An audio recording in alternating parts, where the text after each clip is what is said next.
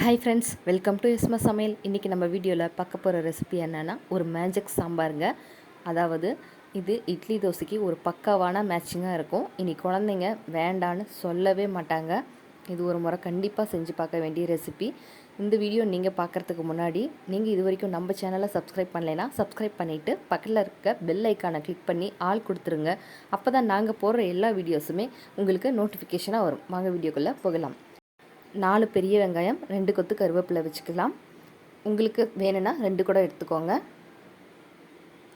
3 தக்காளி, ஒரு சின்ன தேங்காய், 2 கைப்பிடி அளவுக்கு பொட்டுக்கடலை, ஒரு 5-6 வரமிளகாய் எடுத்துக்கோங்க. எனக்கு காரம் கம்மியாக இருக்கிறதுனால ஒரு 10 நான் எடுத்திருக்கேன்.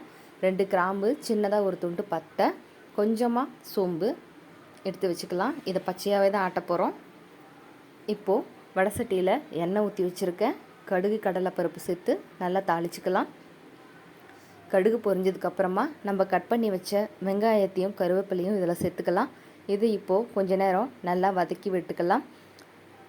நீங்கள் சாம்பாருக்கு 2 பெரிய வெங்காயம் கூட போடலாம். ஆனால் இந்த சாம்பாருக்கு வெங்காயம் கொஞ்சம் சேர்த்து போட்டோம்னா அதோட டேஸ்ட்டு சூப்பராக இருக்குங்க. ஏன்னா இது கூட நம்ம காய் எதுவுமே சேர்த்த போகிறதில்ல, வெறும் வெங்காயம் மட்டும்தான். அதனால் கொஞ்சம் சேர்த்தே போட்டுக்கலாம்.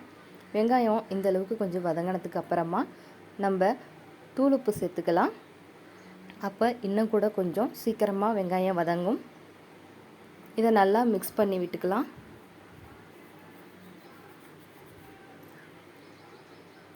இதுக்கப்புறமா நம்ம வெங்காயத்தில் கொஞ்சமாக தண்ணி சேர்த்துக்கலாம். ஏன்னா நம்ம எடுத்து வச்ச பொருட்கள்லாம் அரைச்சிட்டு வர வரைக்கும் வெங்காயம் தீயாமல் இருக்கிறதுக்காக கொஞ்சமாக தண்ணி விட்டுக்கிறோம். இதில் இன்னும் கூட கொஞ்சம் தண்ணி விட்டுக்கிறேன். அதாவது வெங்காயம் முழுகிற வரைக்கும் தண்ணி விட்டுக்கிறேன். இப்போது இது கூட நம்ம கொஞ்சமாக சாம்பாருக்கு தேவையான அளவுக்கு மஞ்சள்தூள் சேர்த்துக்கலாம். இதை நல்லா மிக்ஸ் பண்ணி விட்டுக்கலாம்.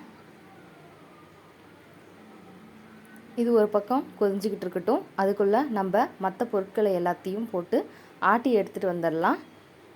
பொட்டுக்கடலை, தேங்காய், வரமிளகா, தக்காளி எல்லாத்தையும் ஆட்டி எடுத்துக்க போகிறோம். இப்போ ஆட்டினதுக்கு அப்புறமா நம்ம வெங்காயமும் நல்லா வெந்து வந்துடுச்சு. இப்போ நம்ம அரைச்சி வச்ச பேஸ்ட்டை இதில் சேர்த்துக்கலாம். இதை இப்போது நல்லா மிக்ஸ் பண்ணி விடுங்க. ஏன்னா நம்ம பொட்டுக்கடலை சேர்த்து அரைச்சி வச்சுருக்கிறதுனால டக்குன்னு அடிப்பிடிக்க வாய்ப்பு இருக்குது.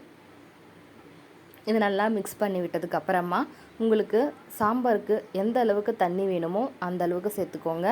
பார்த்திங்கன்னா நான் இந்த அளவுக்கு கன்சிஸ்டன்சி திக்காகவும் தின்னாகவும் இல்லாமல் மீடியமாக வச்சுருக்கேன். ஏன்னா நம்ம தண்ணி ஊற்றினாலுமே கூட சாம்பார் கொதிய பொட்டுக்கடலை போட்டிருக்கிறதுனால நல்லா திக்காகவே வரும். அதனால் தண்ணி ஊற்றும் போது பார்த்து கரெக்டாக சேர்த்துக்கோங்க. இப்போ சாம்பாருக்கு தேவையான அளவு கல்லுப்பு சேர்த்தாச்சு. இது நல்லா கொதிஞ்சு வரட்டும். இது கொதிஞ்சு எண்ணெய் தெளிகிற வரைக்கும் நம்ம அடுத்ததுக்கு டிஃபனுக்கு இட்லியோ தோசையோ டக்குன்னு ரெடி பண்ணிடலாம். பாருங்கள், சாம்பாரோட பச்சை வாசம்லாம் போய் சாம்பார் நல்லா திக்காக சூப்பராக வாசமாக பக்காவாக ரெடி ஆகிடுச்சு. இப்போது இது கூட நம்ம ஃபைனலாக கொத்தமல்லி தலையை சேர்த்துக்கலாம். இதை இப்போ இறக்கி வச்சிடலாம். பார்த்திங்கன்னா எண்ணெய் தெளிஞ்சு சாம்பார் சூப்பராக ரெடி ஆகிருச்சு. இது சாப்பிட்றதுக்கு ரொம்ப ரொம்ப டேஸ்ட்டாக இருக்குங்க. 10 நிமிஷத்தில் செஞ்சு முடிச்சிடலாம். இட்லி தோசைக்கு பக்காவான சைட் டிஷ்ஷு. இது செஞ்சிட்டிங்கன்னா வேறு எதுவுமே உங்கள்கிட்ட கேட்க மாட்டாங்க. இதை மட்டுமே செஞ்சு கொடுக்க சொல்லி திரும்ப திரும்ப கேட்பாங்க. வீட்டில் சாப்பிட மாட்டேன்னு சொல்கிற குழந்தைங்க கூட இந்த சாம்பார் வச்சு கொடுத்தீங்கன்னா கண்டிப்பாக சாப்பிட்ருவாங்க. நீங்களும் கண்டிப்பாக ஒரு முறை ட்ரை பண்ணி பாருங்கள். இந்த வீடியோ உங்களுக்கு பிடிச்சிருந்ததுன்னா லைக், ஷேர், சப்ஸ்கிரைப் பண்ணுங்கள். தேங்க்ஸ் ஃபார் வாட்சிங் மை வீடியோ.